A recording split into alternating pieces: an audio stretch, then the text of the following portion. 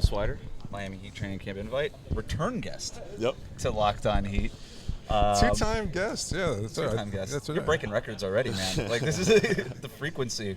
Tell us about your summer. Was it long enough for you? I know, the last time you and I spoke was basically, I think it was like a week, 10 days after you had actually signed. What's the rest of your summer look like?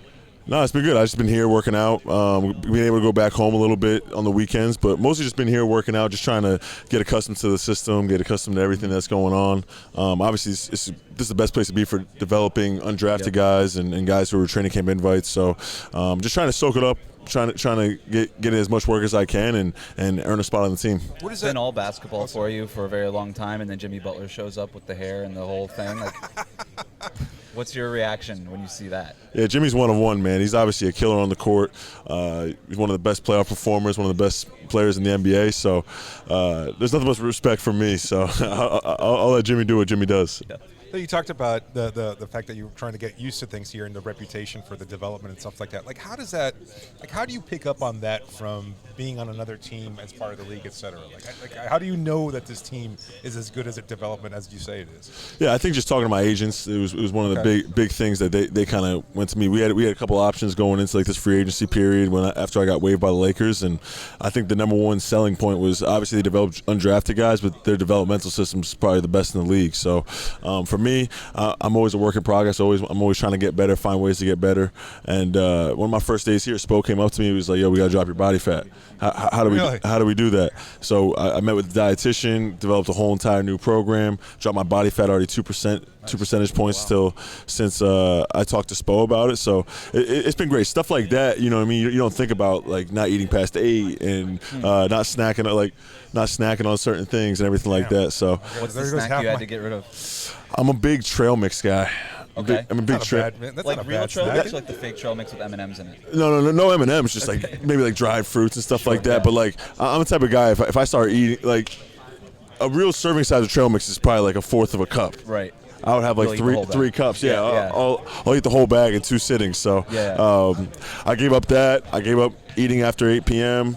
I've given up appetizers at meals. You know what I mean? Just all those like just extra calories that you don't need. And like I said, like I've said this multiple times, I'm going to do whatever it takes to make it on this team, make it in this league. So it wasn't hard for me to kind of adjust. Is it hard not to take it personally when somebody you don't know comes up to you and says you got to drop your body fat like that? I mean, it's just, I know it's part of the business and everything else, but it kind of feels like an insult. You're coming up to me right away and you say, "Hey man, you kind of got to drop some weight right away." Yeah, I think for me, I've always been looking for people who want to get me better, right? And if it's going to help me make the roster, if it was someone that I didn't know that you well, took it it's positive. it's Eric Spoelstra, one of the best coaches in the NBA, if not the best coach in the NBA. So I think if I'm able to drop my body fat and I'm able to make this team, I'll take his advice 100 days out of 100. I've always been curious about like the dietitian thing, because obviously, again, like this is a guy or a girl, whoever it is, like telling you what to eat. Yeah. And you're a grown man. Like, yeah. I'm curious. Is it like I'm wanting it to be cool. It's like, wow, this is something I don't even have to think about anymore. These meals are just like what it is at the table. On the other hand, it's somebody telling you what to eat. Yeah. Like, how is that? Like, for me, it's been great. I was at Villanova, and they did our body fat every single week. And then I went to Syracuse, and it wasn't a big thing. Then with the Lakers, it was a once-a-month thing, and now here it's a huge deal. So I think for me, it's just kind of getting back into that mindset, developing a plan with Betsy, our dietitian. She's great. And yeah, for me, it's like the attention that I'm getting from the staff and the dietitian and the strength program, it's been great being a training camp invite guy, because I know in other places it's not really like that. How is it different? Like your experiences with Los Angeles, like did they have a dietitian or somebody willing to help you out? Yeah, they had all those resources, and I took advantage of some of those resources.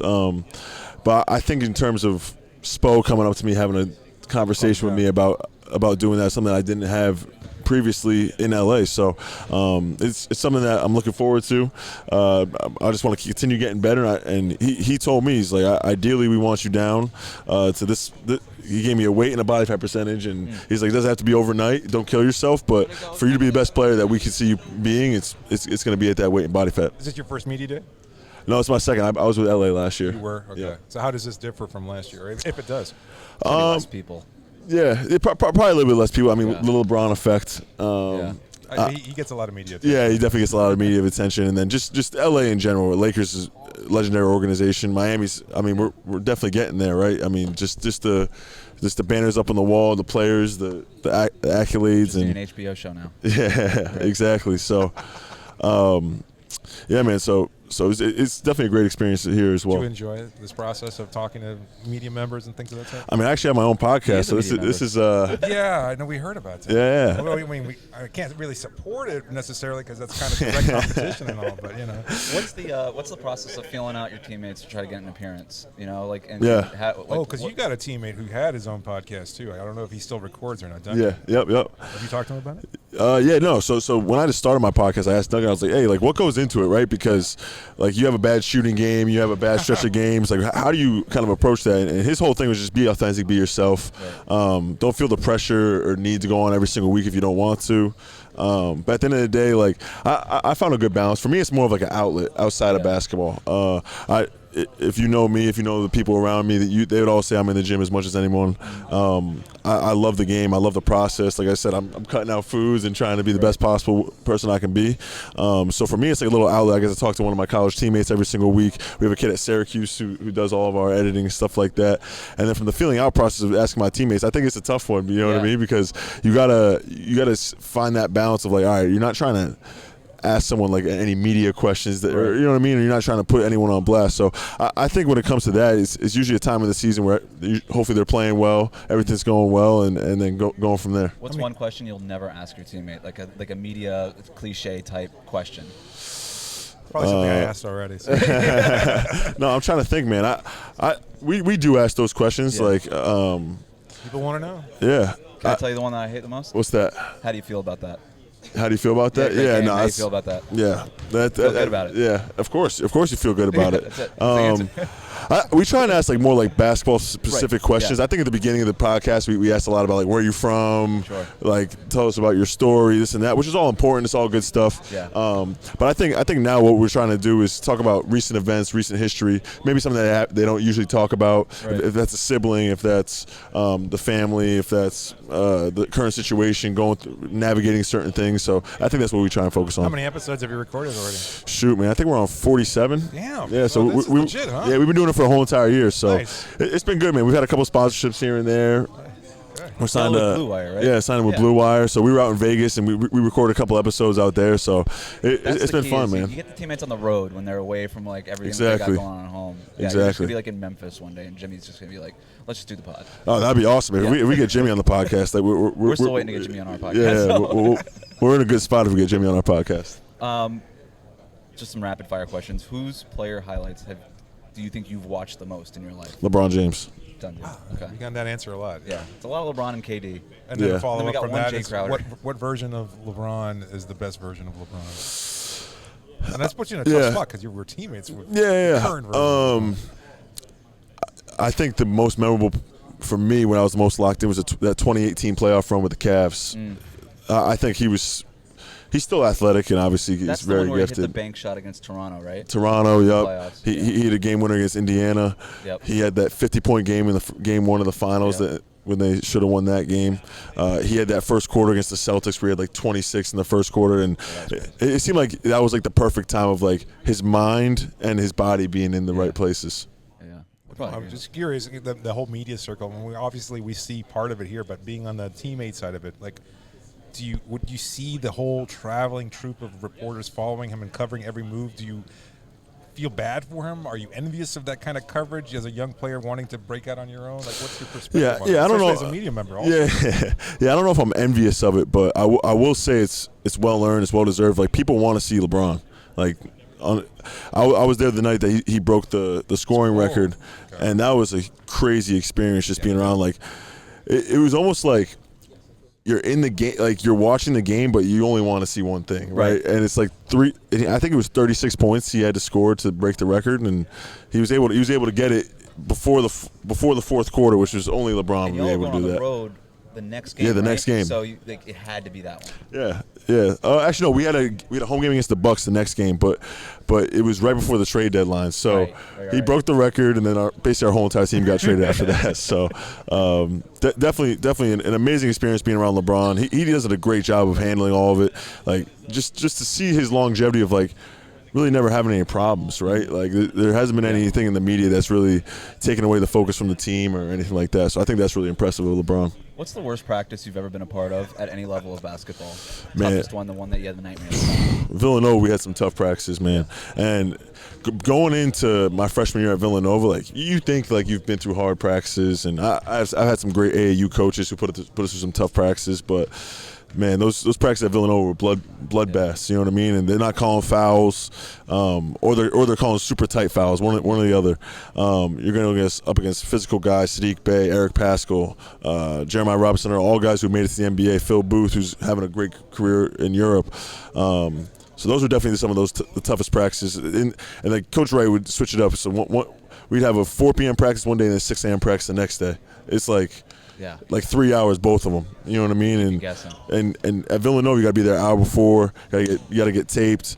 You got to get your hydration tested. Yeah. So just trying to be on your P's and Q's for that was definitely it's still in my nightmares. Last thing from us, you have a teammate. We'll let you try to guess who it is. Who eats Oreos with a fork? Who do you think that is? Well, you guys outed it wasn't Jamal because Jamal tried to do it. Right. I saw that, huh? So you got one of your 21 teammates now. I would guess. I mean, is that like a form? It's got to be Nikola Jovic or something like that. Everybody keeps saying that. It's not. That's good logic. logic. It's great logic, but it's wrong. It's great. I got another guess. Get one more. Let me go. Got to think of like someone who's like from like a weird place. He is from a weird place, that's for sure. Yeah. A weird place. It's weird, dude. Okay, where it is. I guess middle of the country. Oh, middle of the country. Okay. It's weird. Super weird. Let's just go Haywood Highsmith. It's not. Where's Haywood from? Yeah. I don't know, but I don't know where he's from. Pennsylvania. Yeah, I think it is Pennsylvania. I know he went to Wheeling. Yeah, I know he was to Wheeling in West Virginia. So that's West Virginia. Yeah. Pennsylvania. Yeah. No, it's Josh Richardson actually. Okay, that actually makes sense. Oklahoma. That makes sense. It's a weird place. Why I told does you it it make was weird. sense? That makes sense. I mean, Josh is like a fun guy, free spirit. I went over his house. I've gone over his house a couple of times. And he's just living in the moment. Just a great guy. But so obviously not eating Oreos with a fork when you come over. He told us he doesn't do it anymore. Oh, he doesn't do it. Yeah, I mean Because of the whole body fat. We would have offered you one, but yeah.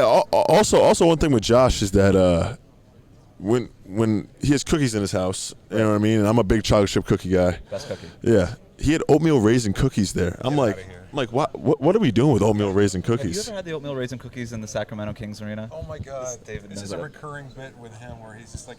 They have them for the media. I don't know if they're available to the players, but they're literally. I'm with you. Yeah. Chocolate chips #1. Yeah. Oatmeal raisin's not on the list. Yeah, no, it's not. Those But specific that specific oatmeal raisins. raisin might be the best cookie I've ever had in my life. Better than you any guys chocolate chip cookie you've had. No. Okay, But yeah. it's like let's not get crazy. Yeah, But that's what I'm it's- saying. That's what I'm saying. But it's on like Still top a 3 crappy cookie I've ever had. Wes. It doesn't matter how great it is. Oh, it's top 3 great The cookie. best of a crappy When you guys go to Sacramento, try it. They must put like some cinnamon in there or something. I I don't know mean, what it is, man. I don't know what it is, but it's incredible. It's the yeah, best cookie I've ever no, had. definitely. Would you like an Oreo cookie? I know you're kind of on a diet. I'm good. Yeah, no, I'm not Can you letting try- You anyone. want to try to dip it? You don't have to eat it, but you want to try to dip it with the fork? Yeah, I'll try and dip it with a fork. I could try that for you. Jamal failed the first time. It doesn't matter. Maybe he's not gonna eat it. I do wonder if the different milk. No, I wouldn't make it different.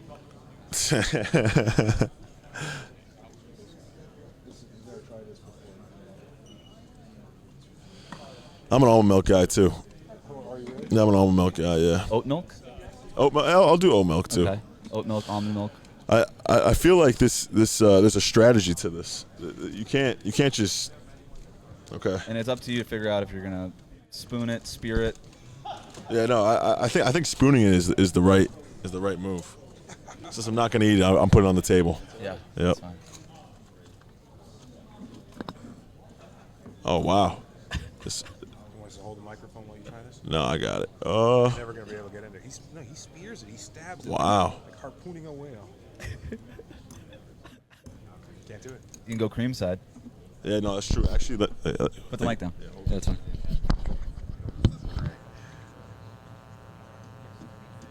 Look at that. There it is.